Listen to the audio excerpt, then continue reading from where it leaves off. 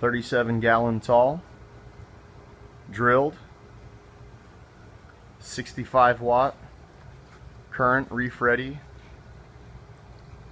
10,000K daylight and actinic.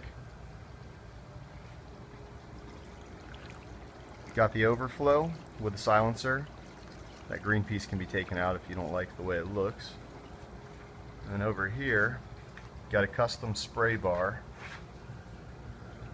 Can't really see very well. There you go. Custom spray bar.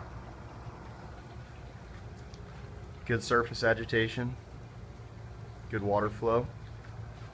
And probably one of the coolest features of this stand is the entire front panel comes off for full access to the refugium. What you see here is a 3-chamber 10-gallon refugium, all the dimensions spec'd out. Got a Rio 2100 for the return pump. Got a filter sock up to your bulkheads. The bulkhead